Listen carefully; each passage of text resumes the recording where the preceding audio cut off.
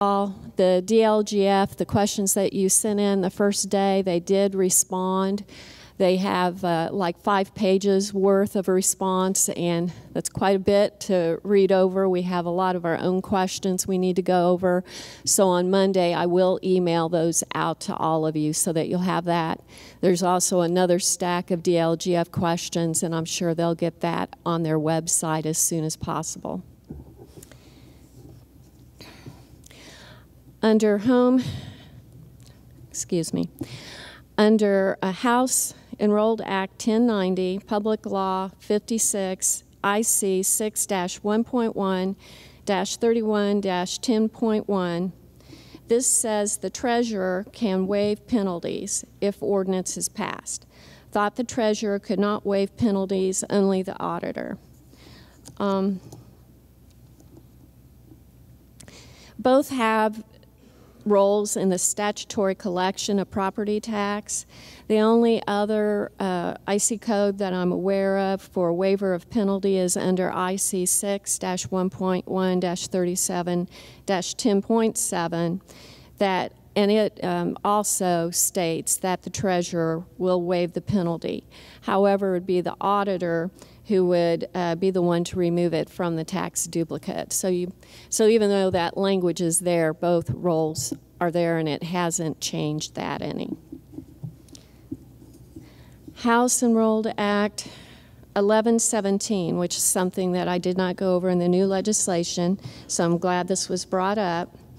Constituents have expressed concern regarding the impact on small sewer organizations, boards with a minimal amount of customers, also the impact of tax sale where the only condition is sewer liens. Clarification. Let's see.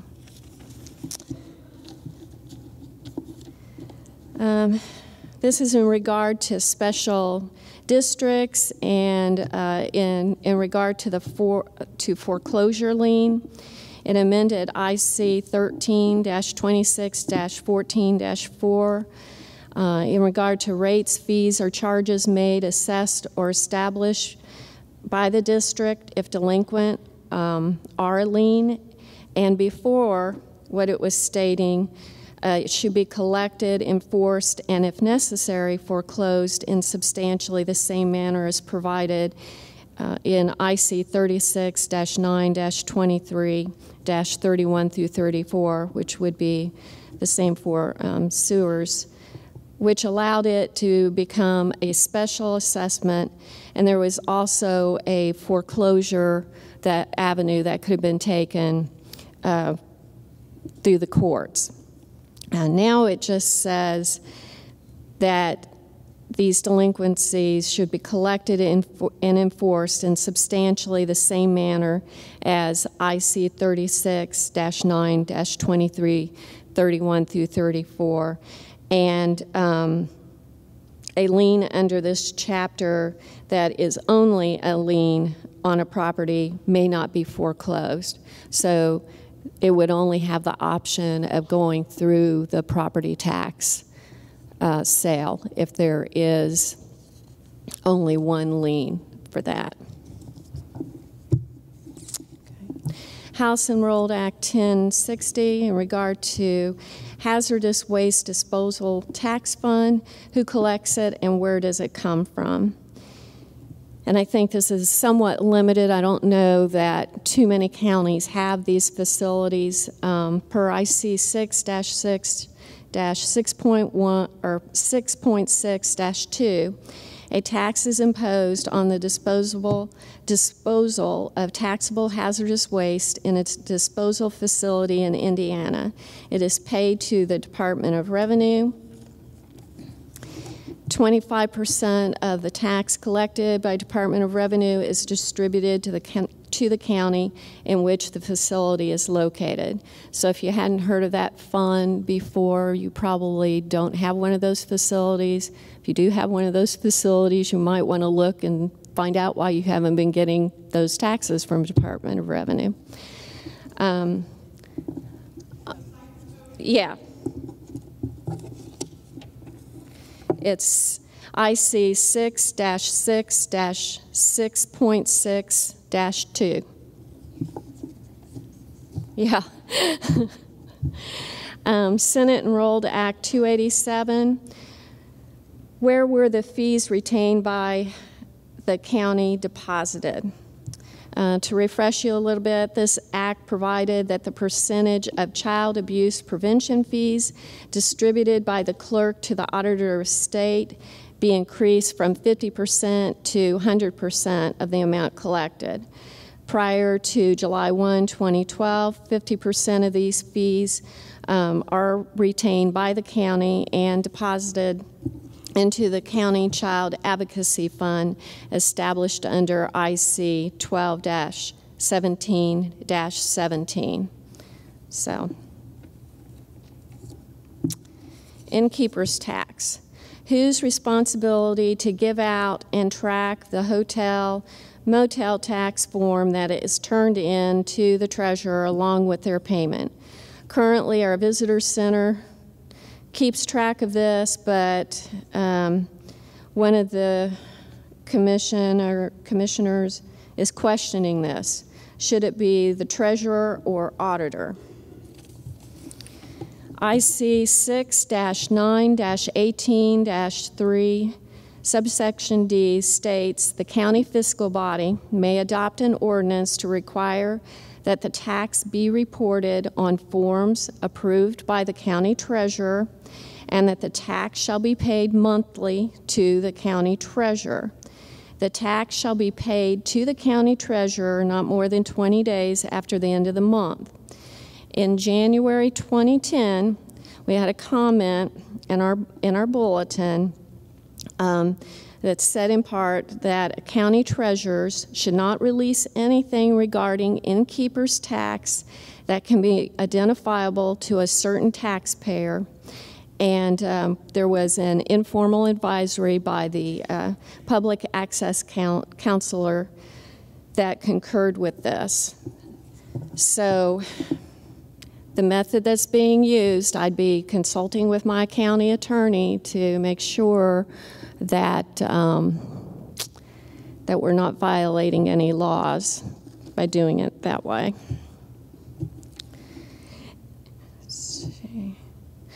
Is or can the AIC fact book info be available on the web? And I sent this to Andrew, and he said no, they send 2 to each county and can mail individual pieces upon request.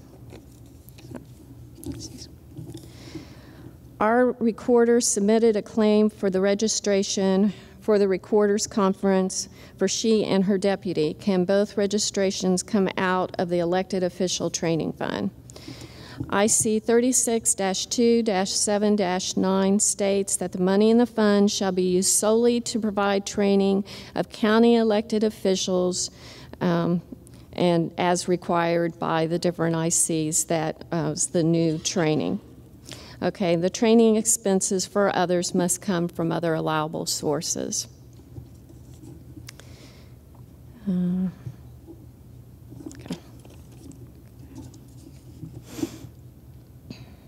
How long should minutes from a council or commissioner meeting wait to be approved? For example, a set of minutes from 2011 are still not approved. Is this okay? IC 5-14-1.5-4 does not have an approval requirement. The approval is really a part of your internal control process, and it's the review process that provides assurance that the minutes are representative of the meeting. And to be effective, you would not want to wait a long period of time to lapse, and you should put into place an appropriate process that includes timing. Remember what the public access counselor said, that a draft of the minutes are public records. So I would think you would want to make sure that those are accurate and approved as quickly as possible. The new tax sale legislation Well, I think we kind of heard some comments along this line, but the new tax sale legislation sounds like the state is promoting tax sale individuals to be delinquent so we can forgive and forget the delinquencies and penalties. And again, I think this is something that you have concerns about, that's what your association is there for, to work with them, to work with the legislators to get some of your concerns addressed. Travel claims for state-called meetings. If travel seminar money is appropriated, do expenses from state-called meetings still have to be paid from unappropriated funds? We won't take audit exception if your county appropriated these funds because a lot of, I won't say a lot, but some want to do that for internal control purposes, and they just prefer to do it that way. It does state under IC 5-11-14-1, in regard to travel expenses, all payments shall be made from the general fund from any money not otherwise appropriated and without any previous appropriation being made thereof. So, if a claim has already been paid, can the commissioners come back and order that the money be paid back to the county? This is after the commissioners approved the claim months ago. This appears to be a specific situation, and without knowing the circumstances, kind of have to just address generally. I do not know of a statute that would give a commissioner the authority to order a vendor or individual to repay a payment made to them by the county. If a payment was made that was either incorrect for the incorrect amount or for something which the entity or person wasn't entitled to, even with commissioner approval, repayment could be requested, and if that doesn't work, you would have legal recourse that you could pursue. Township trustees. I got a few here on nepotism, and I understand your concern about the nepotism. I think we all are until we kind of get used to this and figure out exactly what all this means and everything. And I know that Andrew Berger with the AIC said that he is trying to come up with some samples for policies and that type of thing. So it's something that you're just going to have to dig your teeth into and look and work with everybody, try to figure out what's best for your county. But I'll address some of this because all we can really refer to you is the statute. Township trustees, do they have to adopt a nepotism policy? Most township trustees have the spouse as deputy. Will these people be grandfathered in? The new chapter IC 36-1-20.2 states that this chapter applies to all units. IC 36-1-2-23 gives a definition of a unit to include a township. IC 36-1-20.2-9 states in part, the legislative body of the unit shall adopt a policy.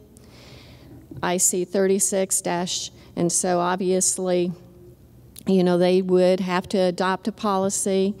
IC 36-6-6-2, that's under the township laws, states that the township board is the township legislative body, so they're the ones that would be adopting the policy.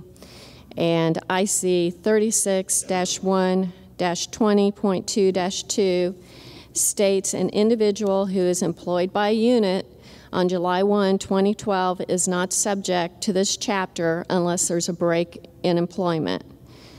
And there's other specific allowances for township trustees for a relative who's working in that trustee's home, because that's where the office is.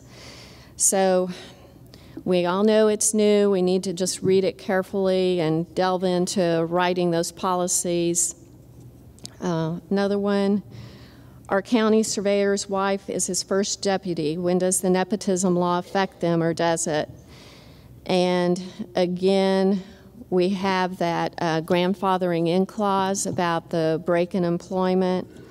So what is not considered a break in employment is detailed, such as absent from workplace while on paid or unpaid leave, vacation, termination followed by immediate reemployment by the unit without the loss of a payroll time. So again, you're really going to have to work to see. There could be specific situations where that your county attorney is going to have to work with you, a yay or nay. You know, you never know. Something might have to go to court before a final decision. Nepotism, where do you draw the line? Cousin, relative, in marriage, etc. Where to draw the line is a decision that each county must decide based on what is best for your county. The statute sets the minimum, and it also states the unit may prohibit the employment of a relative that is not otherwise prohibited by this chapter. So your county is just going to have to work and figure out, okay, what's best for our county, what are some of the expectations of our constituents, but also what are the unintended consequences too. And it might be, depend on your county size, a whole bunch of things, so you're really going to have to think about that. If the county attorney is paid a salary and receives benefits, should he be enrolled in PERF? Please, it all depends on your PERF plan, so you'll need to look at that, consult with PERF. How is highway maintenance defined as in IC 8-18-8-5? Are employees considered a part of highway maintenance? Yes. IC 8-14, which provides for the county highway fund and its uses, defines maintenance of highways other than bridges, means the constant making of needed repairs. But I think the whole idea behind that is could an employee be paid out of that fund? And that is true that they could. IC 8-18-8-5 provides for funding sources in addition to highway funds that may be used for highway maintenance. Highway personnel expenditures are considered as part of highway expenditures. Senate Enrolled Act 98 did remove the separate authority that the county fiscal body may appropriate money from the general fund to pay for employees' personal services. And that's when they added to just general payments that it could now come from the general fund. Since Senate Enrolled Act also allows for highway maintenance to be paid from the general fund, this would include personnel. But remember that the highway fund has to be used first because they now have an order in which the monies must be expended. May we transfer money into the new 122 statewide 911 fund from general fund so that all expenses can be tracked through the 1222 fund. Fund accounting allows for accountability and transparency, and of course there's also statutory requirement in this case. And that's why that there's a separate fund set up to account for the activity of a particular funding source. When you transfer money from the general fund money into this fund and commingle the activity, you have lost the accountability. So no, you should not transfer it over. You'll need to maintain records to show what all is being expended for this program. Was legislation passed that prevents special assessments from being attached to tax sale parcels? No, that's not what it did, and Debbie talked about that a little bit. The reason they asked is after a recent tax sale in our county, A sewer lien was attached to property after the tax sale date and before redemption deadline. When the lien buyer or the purchaser petitioned the court for a tax title deed, remember, this is a prior tax sale, and the property did not include the sewer lien at the time the minimum bid was put out there, and the property was purchased at the sale. That lien got put on after the fact. Okay, so the purchaser insisted when he petitioned for this tax title deed that the new legislation had been passed and told us that we needed to remove the special assessment. There's a couple of problems. One of them Debbie addressed is that it's really for these special districts that are going through the sewer lien process. If there is only one lien on the property, those districts and municipalities have to use the sewer lien process for putting the delinquencies that they have at the municipality on the tax rolls by certifying to you guys. They cannot go through a foreclosure process, which is a court process. The other problem with this is that this statute that we're talking about for the tax sale and the statutes for this sewer lien were not in effect at the time of this tax sale and the time that the sewer lien was certified and put on the tax rolls. So everything was done according to the statute, and the purchaser that wants a deed needs to show that everything is paid. And we'll listen to whatever the court rules. What is the recommended process for transfer on death deeds? Our county attorney told us to file stamp them, and that's all. Do we charge the transfer fee or only the disclosure fee or nothing? This was a problem in Indiana Code, and I appreciate Debbie looked up the code on this, but it's Indiana Code 32-17-14-11 that actually gave us a fix, and it was added on April of 2011, so that the endorsement by the auditor is not necessary on the transfer of death deed, because that transfer on death deed itself doesn't transfer any property. It doesn't convey property. It's there is an affidavit that actually is filed at the time of death that does the final transfer to the beneficiary of the transfer on death deed. That is the conveyance document, and the affidavit that is the conveyance document does need to be endorsed by the county auditor. You charge the regular endorsement fee or charge the what you call transfer fee. Read the instructions on the sales disclosure form to determine if that fee is applicable or if there is an exemption from that fee because of the use of a transfer on death deed and an affidavit to transfer. What is required with an affidavit to transfer to real estate? No one seems to know for sure in our county. Do we charge for this? How do we endorse it, file stamp, duly transfer? The process for transferring to real estate starts at the BMV. There is an IC code for the county recorder that will help you. It's IC 36-2-11-14. And it says the recorder may record an affidavit of transfer to real estate only if it has been endorsed by the auditor. So you will endorse it, you will charge the endorsement or transfer fee in accordance with your county ordinance that's adopted under IC 36-2-9-18.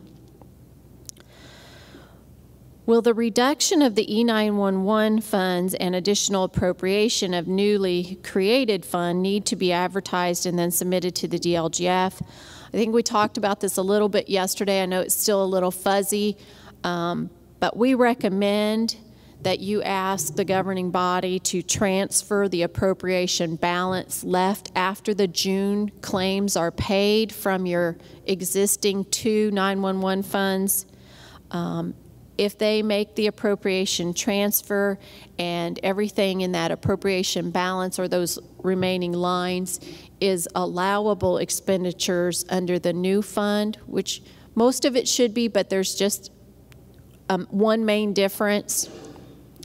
So if they allow those transfers of appropriations, you don't have to advertise, you don't have additionals. It doesn't look funny to the constituents because you adopted appropriations for the entire year. You have them remaining. You're not spending more money than that bottom line originally was. We're just moving the cash to the new fund, and we can ask the governing bodies to then transfer the appropriation also to the new fund. With the prosecutors receiving an increase in pay June 1st of 2012, does the sheriff's pay increase? Then does it go effective January 1 of 2013?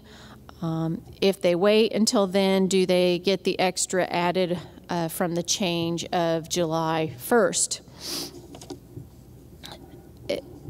We have two statutes here that are in play, and they don't play well together.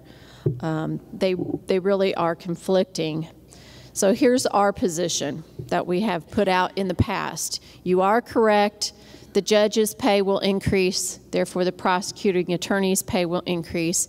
And therefore, if you pay your county sheriff in accordance with IC 36-2-13-2.8, which is a percentage of the prosecutor's annual minimum salary that the state would pay for a full-time prosecuting attorney in your county, then we do not take audit exception to that increase in pay starting July 1 of 2012 to comply with this code.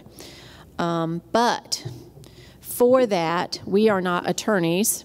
And since there is a conflict in this opinion from what is also in IC 36-2-5-13, which is the statute you're all familiar with, it prohibits a change in an elected official's compensation except for some very specific reasons during the year. So if you're going to change it July 1st to comply with the sheriff's code for compensation, we recommend that somebody write down the statutory basis for supporting that action and paying it July 1st and changing it even though 36-2-5-13 has that language about elected officials' pay. The sheriff's statute was passed at a later date, and it is much more specific to the sheriff's situation, so we can accept that legal opinion, but we can't make it for you, okay? Yes?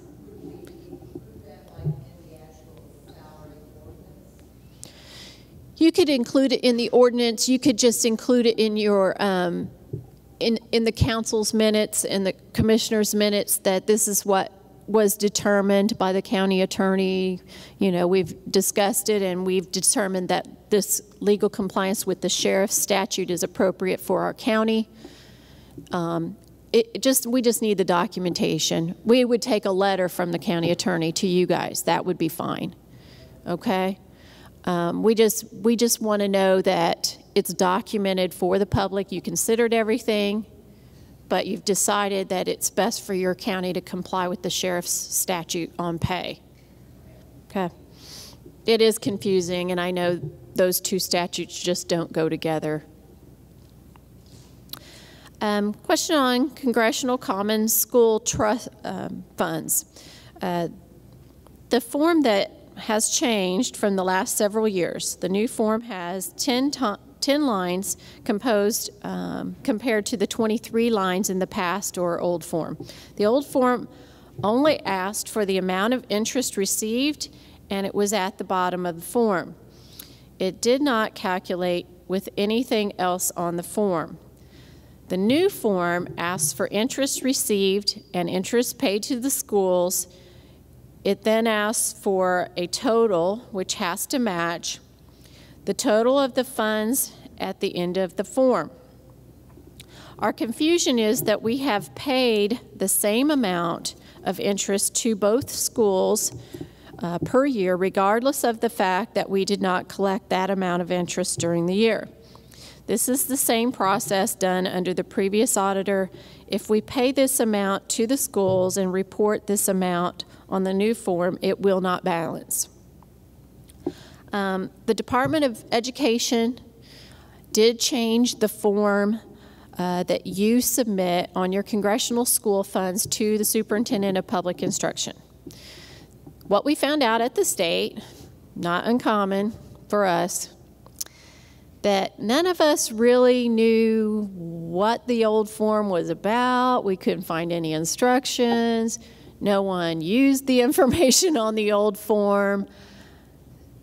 But let me assure you that you will not probably earn the 4% interest that you are required to pay the schools. Yes, it is appropriate that you will pay the schools the same amount of interest that you've been paying them for years and years and years and years. It hasn't changed since the 1940s when that was first calculated, unless you have different school districts. They've changed in some way. And so for that reason, I feel pretty confident, even without having the form in front of me, that the changes in the form are now to ask for just the information that DOE wants from you, and that it is not a form to show a reconcilement. It is not a form to audit your performance. It is a form to get the information about how much money is actually being paid to the schools from this congressional school interest. So yes, thank you for pointing out that there is a change. There are instructions for the new form, and if you do have questions, many of you in this room worked previously with Melissa, used to be Melissa Henson, Melissa Ombre from the DLGF. This is her division that redid this form. So her assistant, Teresa Hammerly, is the person to contact if you have questions about the form in your office. Under claims processing, when appropriation is not required, number 9, for federal grants. If a federal grant is a reimbursable grant, the funds need to be appropriated. Currently, we do not appropriate any federal grants. We hold the checks until the funds are received. I think I can understand the cause of the confusion here, so I did want to kind of go through this. Basically, the exception that you see in the county bulletin, number 9 that they referenced, is an exception for federal advance grants do not require appropriation. Very few advance grants anymore, but if you do get an advance grant, you know you receive the money, you deposit it, the treasurer deposits it, you post it to the grant fund, then claims come in for that program, you pay those claims if they're proper, and you can pay them without appropriation under the county bulletin, in accordance with the county bulletin. The reason that we don't have that same exception for reimbursement grants is that they work differently. On a reimbursement grant, there's 2 options. The first thing that can happen is that the council can authorize an interfund loan because you have a new grant fund and it has 0 cash in it. And you have to make disbursements before you can claim the money from the federal or the pass-through agency and get reimbursed. So you can get an interfund loan from the county council to move money from a fund that doesn't need it for cash flow right now temporarily into the grant fund. No one does this, by the way. That's why we don't write you up for having negative balances on federal grant programs because we can't all cooperate. But if you did do the interfund loan process, there would be money in the fund. You'd pay proper claims because the council moved the money in there, they would have appropriated it in the fund at the time they made the loan. You'd pay the claims from that fund and get it back to a zero balance, make the claim with the federal grantor agency, get the reimbursement, deposit it, post that receipt in the fund. Now you have a positive balance, but you need to repay your interfund loan. So you repay your other fund that you borrowed money from, and you're back to zero. So that federal reimbursement, it came in, repaid the loan, but if we're going to spend it for anything in that fund that it repaid, it's got to be appropriated. Okay. If you don't do it that way, and you do it like most counties, and you run your federal grant fund in the red, you started with the zero balance, you got claims, you paid the claims because they were proper for the program, you created the negative balance. Program people submit their claim for reimbursement to the grantor agency. You get the reimbursement at the treasurer's office. They deposit it. You post the receipt back into the grant fund, giving it a zero balance. Nothing to appropriate, nothing to spend. It's gone. We're back to zero. So that's why the reimbursement basis grants, when that money comes back in, you don't get to spend it again without appropriation because you've already spent it for the program. Okay. And so I think that's where we're kind of confused. But what I would say is I wouldn't recommend holding the checks until you get the federal reimbursement. I think that somebody's probably signing off on a claim for a grant saying that they certify to the best of their knowledge that these purchases are in accordance with the program and have been made, and they haven't been paid. So we don't like checks sitting around in safes any longer than they have to be, and we wouldn't recommend that we have as a practice that someone's going to be certifying that money was spent when it hadn't really been spent yet. We're okay with the negative balances in the funds for if you have a federal award letter because we are assured or have some assurances that if you don't get repaid as a county on a grant that you've been given by the federal government, we've got bigger problems than probably auditing counties in Indiana. So we're going to go ahead and be pretty sure that that money is going to be coming back around. I did get a comment that you requested that Joe Hogue speak at the County Council Conference in June regarding meetings without public notice. And you feel this is being violated in some places. The agenda for their June conference has been set, and it's at the printers. AIC is doing that job, and since there's close to 700 county council members in Indiana, I'm not going to take it away from them that they volunteered to do that mailing of agendas. So we will recommend that we try to get Joe to maybe their affiliate meeting at the AIC, or at their next conference next year, because he is very enthusiastic and I think he'd be willing to help. Can the State Board of Accounts or AIC send the auditors a list of approved vendor education conferences so when a department turns in a claim to get reimbursed out of the elected officials training fund, we can approve it? Or give us the name of the person that will respond to our emails about the list. We will work with the AIC to maybe get those schedules on their website if possible, because they do change each time that a vendor submits an agenda and it's approved for inclusion for education for any of the offices required to have training for those elected officials by law.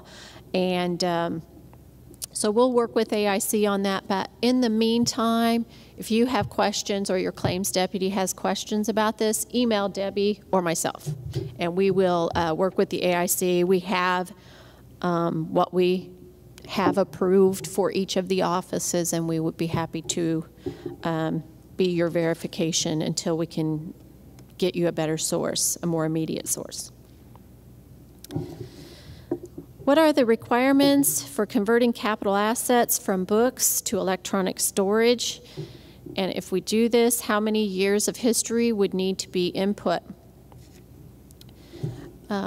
There is guidance on electronic records policies and also electronic records retention, and that guidance is in Indiana Code. It's 26-2-8-111. And it requires that you comply with all other applicable laws and regulations in developing a policy on creating electronic records, retaining those records, and it's in an act called the Uniform Electronic Transactions Act. It's not a long section of code, even though the section number is 111. It doesn't even start until maybe 104 or something, so don't be intimidated by that.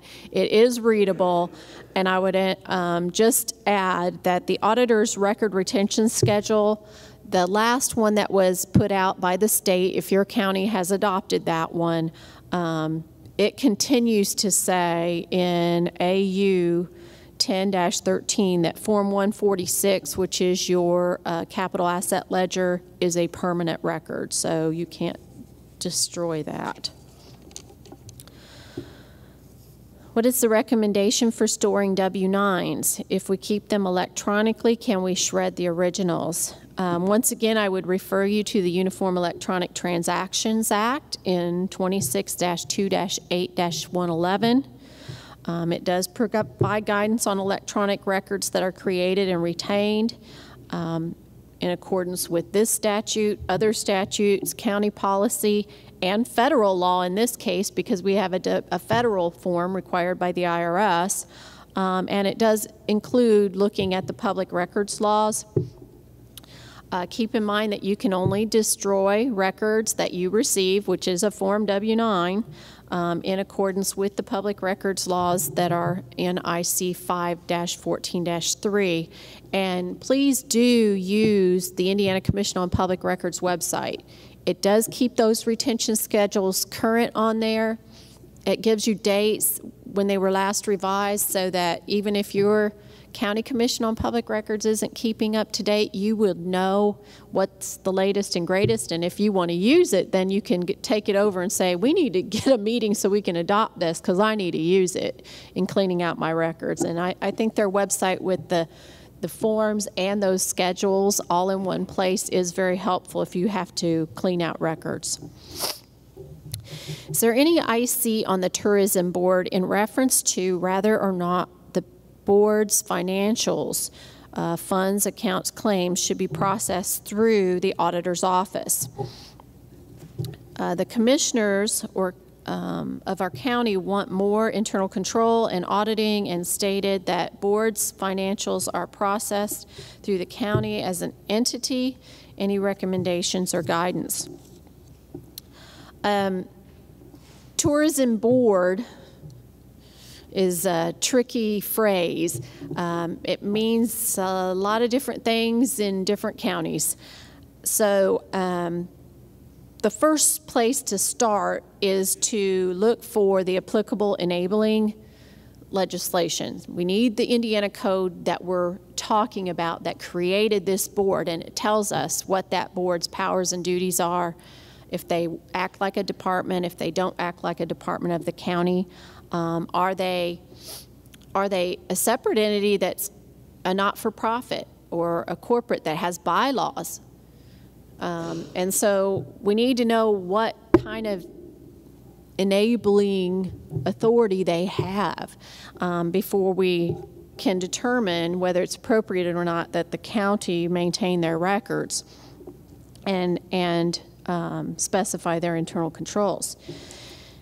If you're talking about a commission for promotion of convention, visitor, and tourism, that's created by your Board of Commissioners under IC 36-9, which is the innkeepers statutes. And in this particular county told me who they were, and I know that they're under the uniform innkeepers statute in IC 6-9-18. That statute tells us that this is a separate government from the county. The commission, which is the entity that the county treasurer gives the money to, that has their own treasurer, that entity, that commission, is a separate government. Now, we audit those usually as special districts. A lot of times you have a commission that wants the powers and flexibility of a not-for-profit. They have associations just like yours where they sit around and talk, and so a lot of them have decided we need to be charitable. We need to have not-for-profit status, and instead of government status. So they take the same commission members that were appointed by the Board of County Commissioners, and they create a not-for-profit. And then they contract with that not-for-profit. And they do this in a very informal way, so no one really knows whether they're acting as the commission or the not-for-profit. So that's why I say tourism board is a really tricky term. But you do have to get to the bottom of it. And if you're talking about any of this innkeeper's tax situation, you're not talking about something that's part of the county. So it may be audited by us, but it's not part of the county. Can we put delinquent taxes and penalties on a new split parcel number from a parent parcel number? There is an Indiana code that applies. It's IC 6-1.1-5-5.5. And it says that before the county auditor may enter or transfer real property created either from a larger previously existing parcel or a combination of previously existing smaller parcels, or apportion the AV among the owners, the owner must pay all property taxes for which the due date has passed as of the transfer on each parcel. I don't know if there was an actual transfer of ownership, but I know that you're splitting the parcel. So if you have multiple owners, this statute would probably apply, and you should have collected anything for which the due date had passed. You shouldn't have delinquent taxes and penalties on the property. If it's the same owner splitting parcels, then that's a different story. Okay, did you have a question?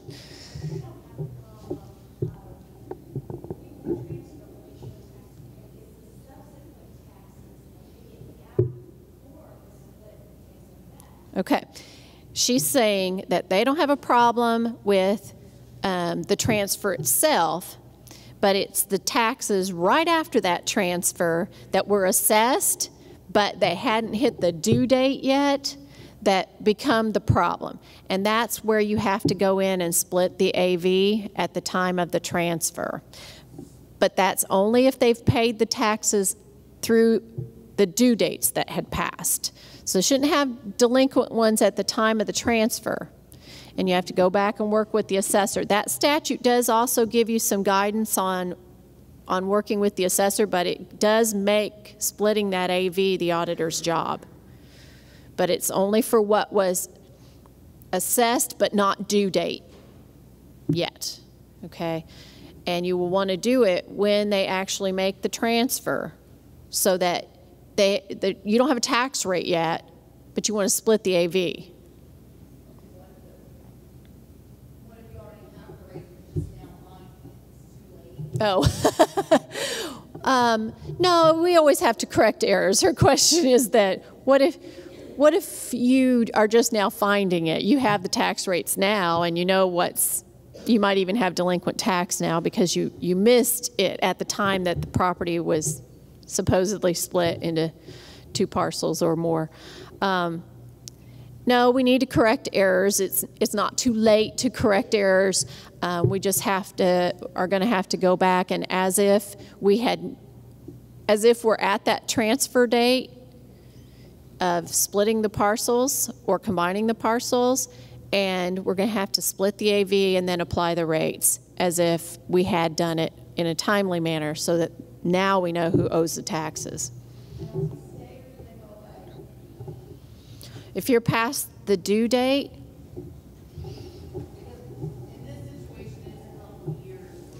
wow.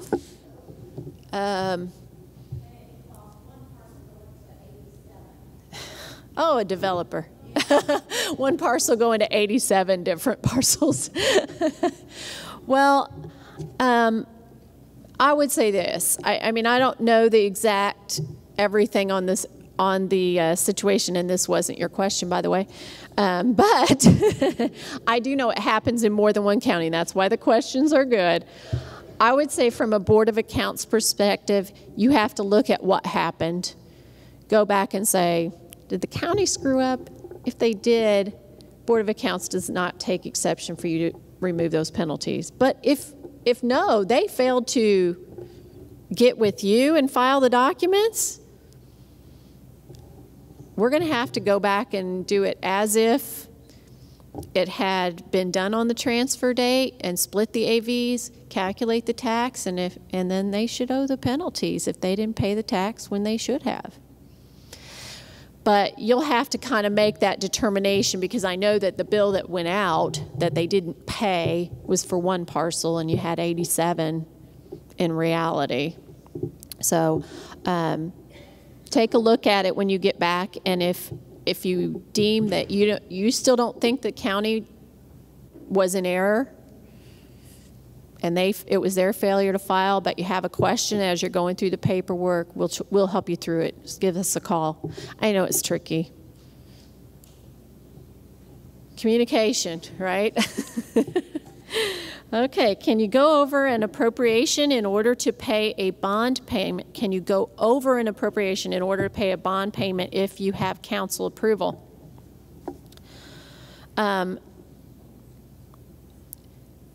I don't see any authority for that exception. The general code we went over is IC 36-2-5-2, B as in boy, and it requires appropriation prior to disbursement unless you have a statutory exception, and I don't see any statutory exception for a bond payment. So unfortunately, no, I don't think you should be exceeding that appropriation. But never feel badly if somebody brings you something and they are just adamant that it needs to be paid and they don't need appropriation, to ask them, hey, help me out, give me the statute, help me find it. I've looked, I can't find it, can you find it? And don't feel bad about putting some of the onus about the payments and the claims that these other departments have on them. At what point should we transfer money out of county general fund to rainy day fund? The Indiana Code, which is 36-1-8-5F, says that transfers to the rainy day fund may be made at any time. It does have to be made in accordance with that statute I just listed, and the subsequent section, which is IC 36-1-8-5.1, and also your county's ordinance that established the rainy day fund, because all of those things tell you what you can put in the rainy day fund, and you have to follow that when you're doing it. What fund should the CAGIT money go into? Well, CAGIT can be tricky. There's a lot of different parts to CAGIT. As I learned, I told you yesterday I learned about CAGIT. So I can tell you that the agency fund that you use for CAGIT distribution, when it all comes in, you dump it into 7311, which is your CAGIT distribution fund. The county's certified shares go into Fund 1110. That's county CAGIT certified shares. All the other certified shares go out the door in accordance with the memo you get from the DLGF. if you have CAGIT for special legislation, like a jail or a juvenile detention center or any of those things, CAGIT for special legislation should be set aside in Fund 1109. If you get an excess balance distribution from the state, that one time a year where they say you got more than a 6-month balance here, we're going to send it to you, or more than a 1-month balance, or whatever it is now, that excess balance is supposed to go into the rainy day fund, and the rainy day fund is 1186. And then there's other, what we call the LOITs, that you could, if you're a CAGIT county, you could have LOITs for CAGIT homestead credit. You could have CAGIT for levy freeze. You could have CAGIT for public safety. And all of those special set-asides are in the settlement fund area on the chart of accounts. But what we did take away is the CAGIT PTR. And I'm going to call it PTR because Dan Baston calls it PTR, and I think it makes sense because when you call it CAGIT PTRC, it makes it sound like it's one of those credits. It's a credit, income tax comes in, and then we pay the credits on the tax statement, but it doesn't work that way. So if you have CAGIT for property tax reduction, that is, it does not work in the form of a credit, and you will see that that is within the rate of the fund that you told DLGF you were going to estimate those revenues in. So if you estimated that you were going to use your CAGIT PTR in county general fund, when you get the memo from DLGF, it includes that CAGIT to go to your county general fund, and you just send it over to county general fund. And I think that's all of the CAGITs. Okay, what can we spend the elected officials training fund for? Can the registration for this meeting come out of that fund? You spend it, you can spend the fund for expenses of obtaining training that is required by the Indiana codes listed or similar codes. And right now, that is just for clerks, recorders, and surveyors, only the elected official. And only some surveyors, because we've learned that registered land surveyors are an exception to the county elected officials training fund.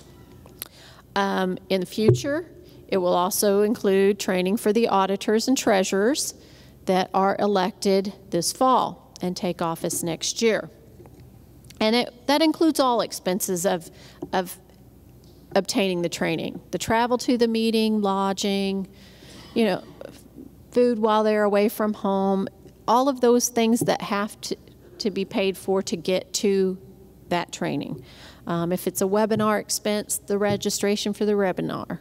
If it's this meeting, the registration for this meeting. And I think that was the other question. Yes, the registration fee could be paid for this meeting from that fund if auditors had that statutory requirement. They don't yet. They will next year if they're elected this fall. Okay. Elected or re-elected. You do not have, if you're already in office right now and you don't run until 14, you do not have a statutory requirement to get training.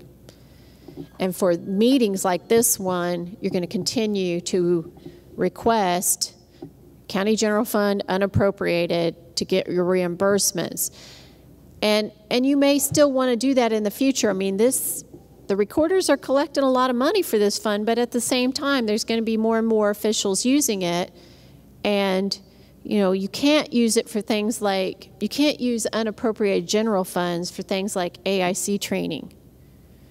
Their institute, their annual conference, but yet you can get credits by attending those things. And so be mindful that you need to balance that, and maybe you want to make sure that you're keeping the State Board of Accounts called meetings coming out of general fund so that there's enough money to do some other things for each of the elected officials that's required to do so in the county elected training fund. Yes?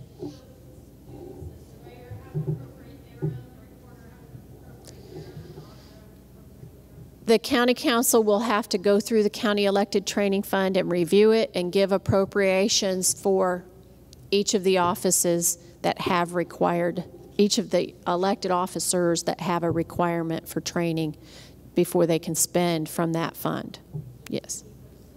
Yes, I would use separate department codes for the county elected training fund appropriations so that you can keep them by department. It's only the elected officials, so you'll know that, but you could at least use the department codes. Yes?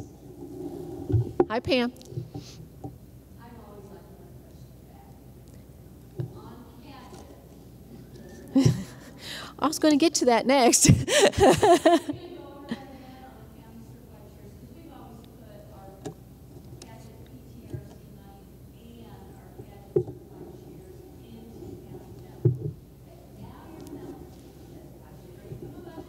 Yes.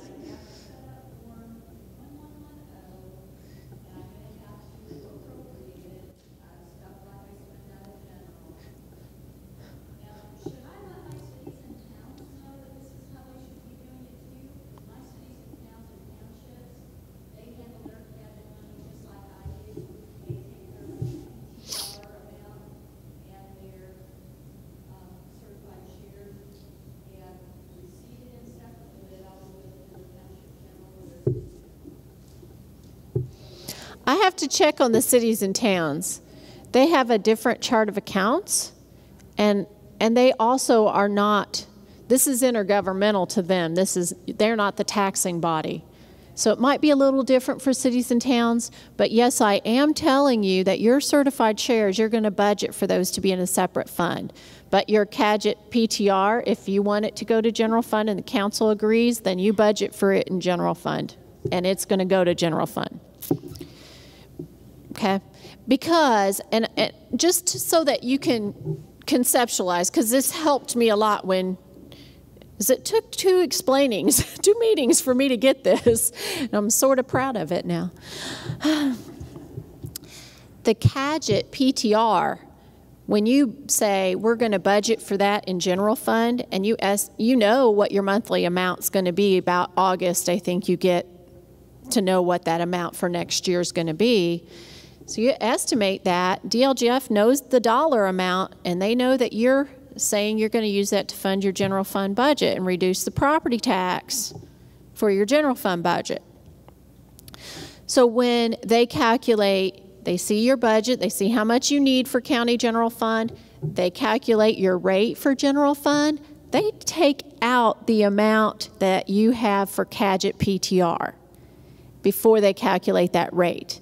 So when you get the money for Cadgett PTR, it's just like a tax rate. You just put it right back in general fund.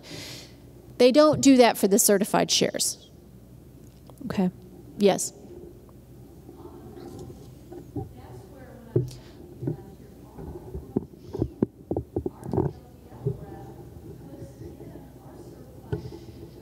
But you shouldn't be, because the law says that you're supposed to use your Cadgett dollars for certain things. And yes, they've kind of opened it up and it's pretty flexible now. But you can't show your taxpayers, yes, they pay an income tax, but you can't show them where it went. It went to general fund, so it went for whatever. But it's almost like it's going for property tax relief. And not all of it was. The Cadgett PTR was planned for property tax reduction. The Cadgett certified shares was not. Okay, so, but I talked to Pam, and that's what started it, and I'm glad you started it, because I didn't want anybody to have a shortfall, and it's important that I start to understand this. She was county recorder, and now she understands it better than I do. But I'm starting to get there, and I want to make sure that we can show the transparency and the accountability, but at the same time, we don't want to cause any kind of shortfalls, and we do want to plan ahead. So I appreciate Pam's questions and making sure that she gets the budget part right, because we need to make sure we don't cause a problem. Yes.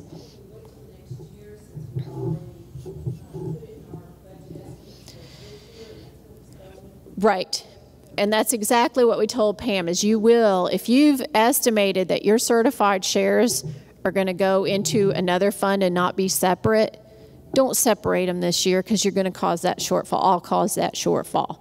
So we're going to wait until this budget. We're going to do it so that the certified shares are in a separate fund, and the council knows what they can be used for, and they're going to appropriate them for those purposes, and that's all well and good as long as we budget for it that way in a separate fund next year, and then we'll account for it that way next year.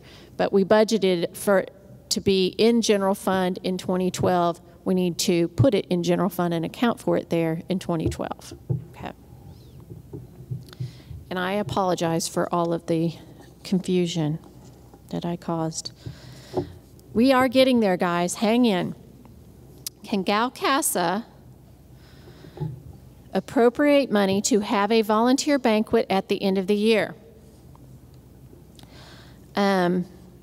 This is a grant from the Supreme Court, normally.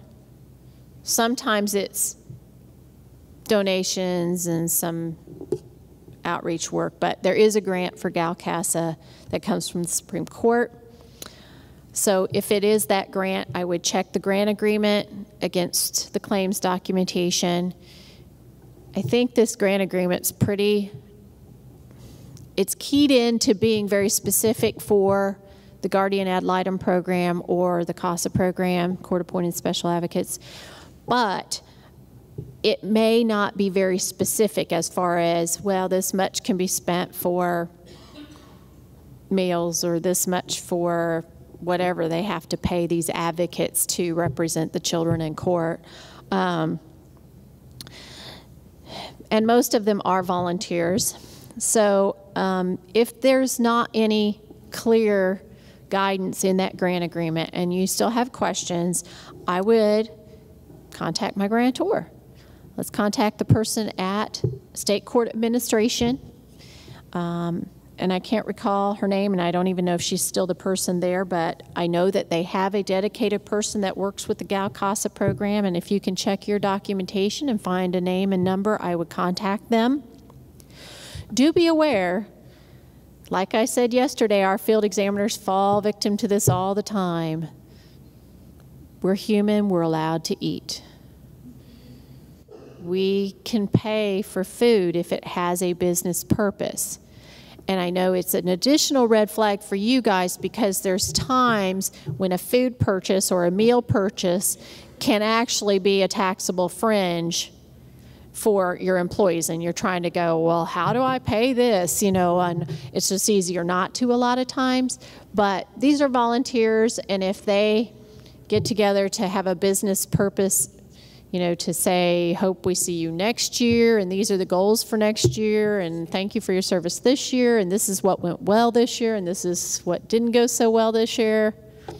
It's got a business purpose. Make sure it's allowable by the grantor if it's the grant funds, and audit that the documentation is there. But it's not an automatic exception to the rule. I mean, we include the election worker pay on our salary ordinance.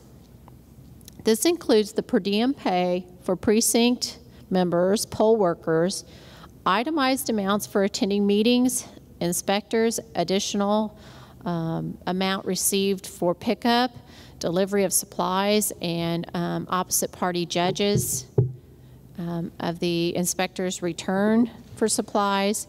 And they are paid out of our personal services line item. Does this need to be in the salary ordinance, or can it just be listed in the budget form 1?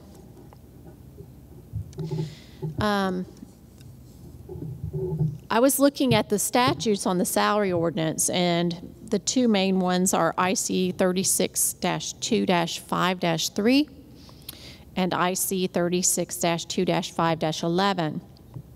And they require that the salary ordinance sets the compensation for all officers, deputies, and employees, unless it is set by another statute or by means under some other chapter of the Indiana Code.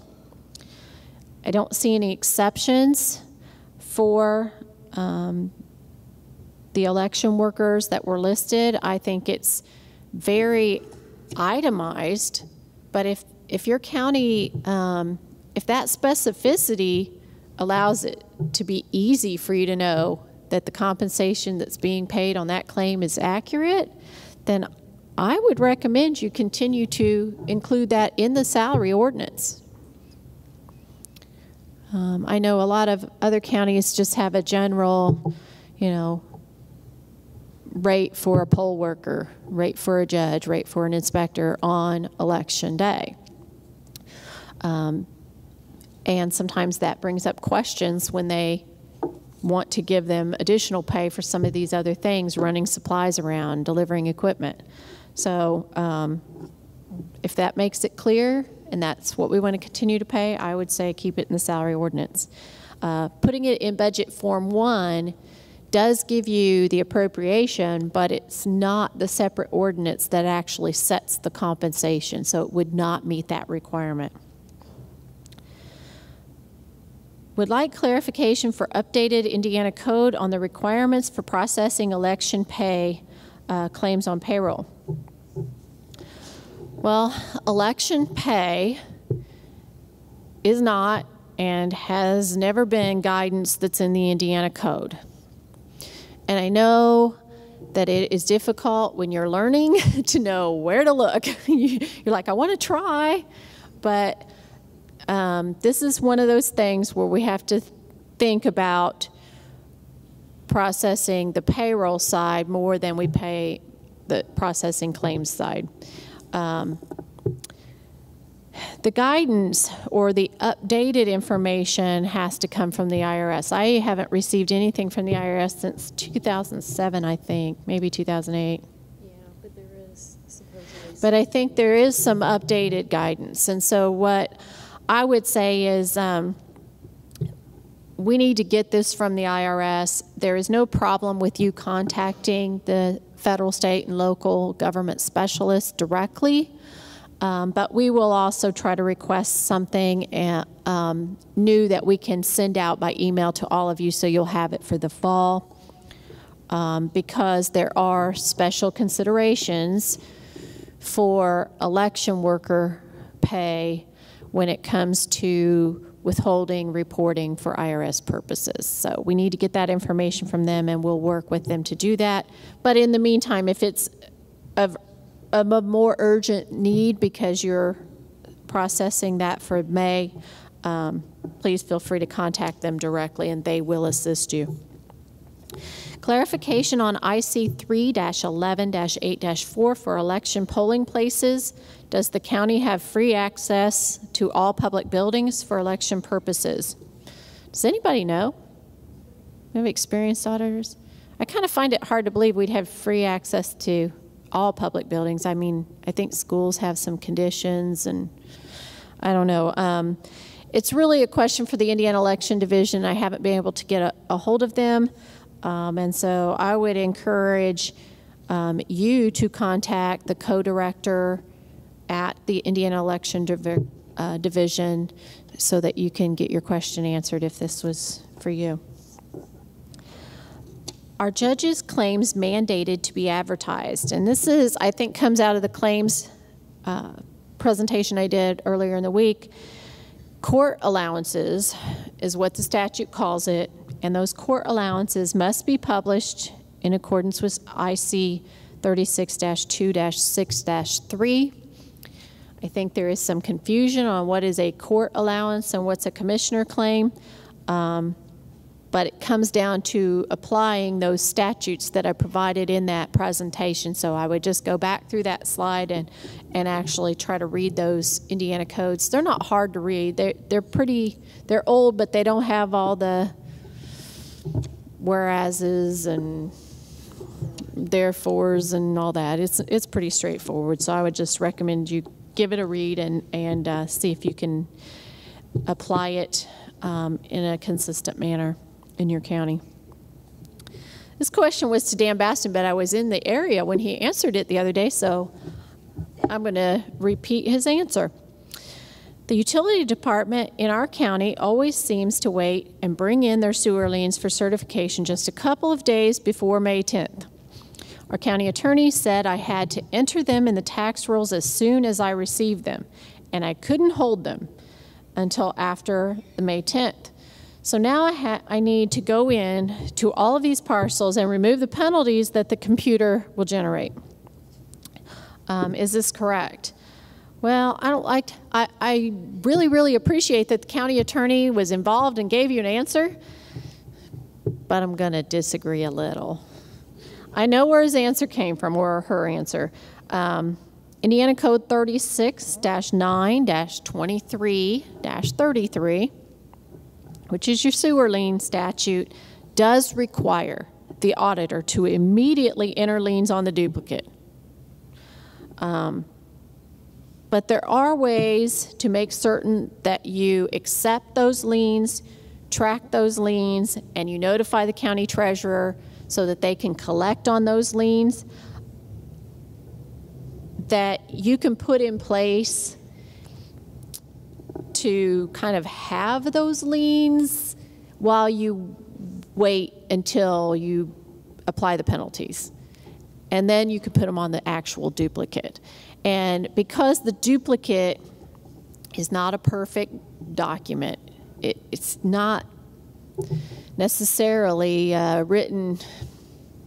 I'm not sure that what's in the law is actually possible to do at every single given point. And so what we recommend is that you do an alternate procedure. Have a spreadsheet that you share with the treasurer so these things can be collected, because you do have to immediately take them and you can't really hold them, but you have accepted them, and we need to make sure that we don't mess up the entire tax duplicate by putting all these penalties on and then missing something when we go to remove the ones we didn't mean to add, because you've not billed these sewer liens yet, and so they are not delinquent and should not have penalties calculated on them. So we don't have a problem with an alternate solution of having an outside record until such time as you can. The same thing holds true when they certify liens to you and you're trying to print bills or you're trying to roll the duplicate. So they have to certify within 10 days of recording the lien. They don't have a choice. You have to accept it, but do pay attention and work with your vendors on the timing of actually putting it in the duplicate. But it is not wrong to go in and remove all the penalties if you do immediately put it on the duplicate. It's not wrong to do that. It's just difficult to make sure you don't make an error. Okay, last bit here. We have the Local Health Maintenance Fund and Tobacco Settlement Fund. Is it permissible to combine these two funds? There are several things in the Indiana Code that are called tobacco settlement something. Most of them are grants to the health department from the state. You do need to, before you start combining, you do need to do some research to make sure that the original tobacco settlement fund balance should have gone into local health maintenance. There was only one portion that went into your local health maintenance, but not everybody got all the other little tiny grants. Not everybody applied for them. So you'll need to go back and research the receipts that came into that fund, working with the grantor agency and digging through Indiana Code. We can help you with some of it if you can get some information, but you have to have some of the documentation to be able to do that. Otherwise, I would not recommend combining them. I would recommend the health department find a way to spend out that tobacco settlement money. Grant match. Please explain how we are to handle grants that require a match from another fund. Should we issue a check from the fund and put it with the grant fund or just track it? We recommend that you put the match in the grant fund. If there's any remaining balance at the end that is not expended for the grant program, you will take the match percentage, apply it, and split the balance back out, keep the local, and send the federal or state dollars back to the grantor at the end. And this process, at least we recommend it for both federal and state. I think in the manual it just says for state grants how to do it, but it is explained on page 6-11 of the auditor's manual. WIC grants continue on and on. Should we change to a new fund each time one grant ends and a new one starts? You may find that it is easiest for you to have a couple of different funds, one for grant year 1 and one for grant year 2, and rotate back and forth.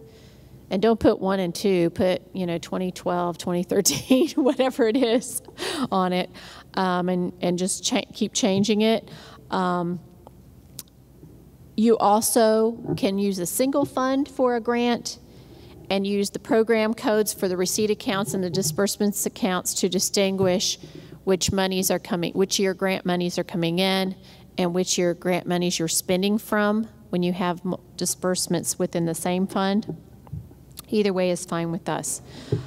We have a victims advocate grant. The award changes for each new grant. We've been changing on and off each time a new grant starts with 2 funds that we have set up for these grants. Should we do this or make a new fund with each new grant? I think that it's fine. If it's working fine with you for having the 2 and switching back and forth, we're good with that. We've seen it work in a lot of counties, and so that's fine. We have in our county general fund a circuit court probation department and superior court probation department. Can these be combined with the recent changes in probation?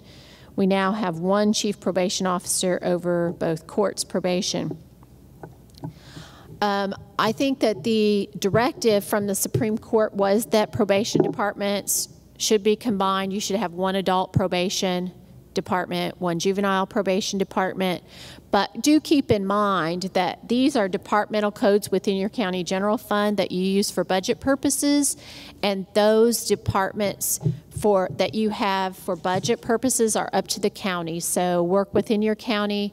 If you want to combine it into a single probation budget, that's fine. Just use 1 department code.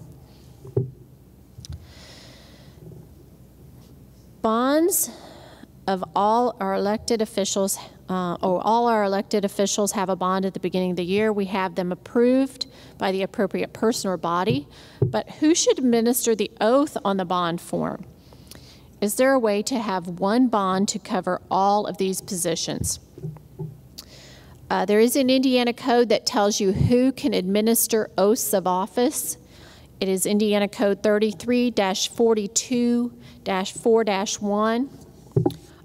It's kind of lengthy, but the basics are notary public, justices and judges of courts within their own jurisdiction, the Secretary of State, clerk of the Supreme Court, mayors, clerks, clerk treasurers within their cities or towns, township trustees within their township, clerks of the circuit courts, and I don't even know what this is. It's a master commissioner. Those 2 can administer oaths within their county. Judges of U.S. district courts, U.S. commissioners appointed for U.S. district courts within their jurisdictions, precinct election officers and absentee voter board members for any purpose that's under the election code, which is Indiana Code Title III. Members of the election commission, any co-director of the election division at the state, or any employee of the election division. County auditors in their county may administer oaths, and the General Assembly members can administer oaths anywhere in Indiana. And yes, your county council has the power to exercise under the individual bond statute, putting in place blanket bonds or a crime insurance policy with certain coverages. And that Indiana code that allows that is IC 5-1-4-18. Our council would like to give a lump sum payment to employees at the beginning of next year. Yay. That was my yay. This would be on the salary ordinance for 2013. Can we do this? Like most things, yes, you probably can do it if you do it right. Part of doing it right is inclusion in the compensation for those employees and officers in the salary ordinance. Also, it does have to be given for a county purpose, compensation.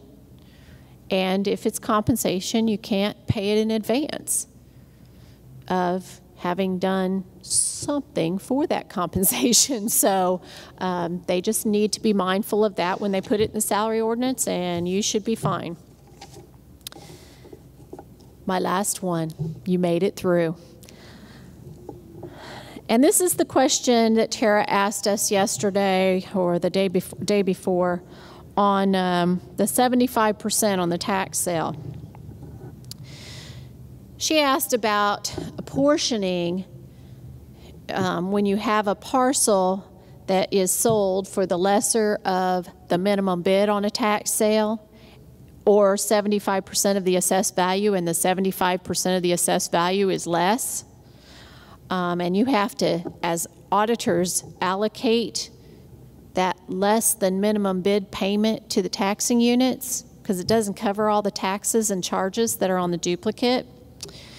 And there is some guidance in the new legislation, and boy, it was hard to read at 12:30 last night. How many times did we read this to each other? Might have been the last half hour we were working. I'm going to try to communicate it the way that I had to read the code. So instead of the code references, I put keywords in. So where it references the statute that has the minimum bid, I put in the words minimum bid. So I'm taking a little bit of license here, but I think this is the only way we get to the answer. Then I'll try to explain what I think the answer really is, but at least it's in the statute. IC 6-1.1-24-7, subsection B as in boy 2. It says, in addition to the application of any payment received to the taxes, special assessments, penalties, and costs included in the minimum bid, each taxing unit having an interest in the taxes on the tract shall be charged with the part of the tax due to that taxing unit equal to an amount that bears the same relationship to the tax due to the taxing unit as the minimum bid minus the selling price bears to the amount of the minimum bid. Clear as mud, right? Yeah. Let's not go through it. I think we got it, right? Okay. Here's my take on it, and you can read it when you get back. Here's my take on it. From reading that, the taxing unit has to get charged. It's kind of like the language they have in the part of the tax sale law where the commissioners take the certificate of sale, and you're supposed to charge each of the taxing units with their portion that's going to be charged off because there was no money coming in. It's kind of like that wording. So when you look at it, it says you're going to charge each of the taxing units an amount equal to the amount that bears the same relationship to the tax due to the taxing unit as the minimum bid minus the selling price. The loss bears to the minimum bid. So if the loss from the difference of the minimum bid minus the actual selling price at 75% of the assessed value was $10, and our parcel had an original minimum bid price of $100, we lost 10%. 10%, $10 is our loss. And we're going to apply that 10% back to each of the taxing units that has an interest in the taxes on this parcel. Okay? That's my take on it after reading it several times very early this morning. Keep that in mind. So, I think it's tricky language, and we got Jim and his group over here ciphering what I've just said. And so somebody, as you go back to try to put this in place and think about this, if this 75% is going to apply in your county, let us know. We'll circulate emails around as we learn more about it. But I really do think the statute gives us the guidance on how to apportion that. And I don't think we just exclude like the special assessments like you mentioned, because I think by excluding them from the loss, you're doing the opposite of what you wanted to do, which was you wanted to just give the money to the taxing units that just had taxes. But I think what it says is to apply the loss. So you want to apply the loss to everybody. So I think we're going to apply it to those that had the taxing units that have an interest in any tax or special assessment, or both. Okay, but let me know what you think. If you come up with your attorney saying something different, let me know. We'll disseminate information by email so that everybody has the benefit of what we are learning as we go through this process.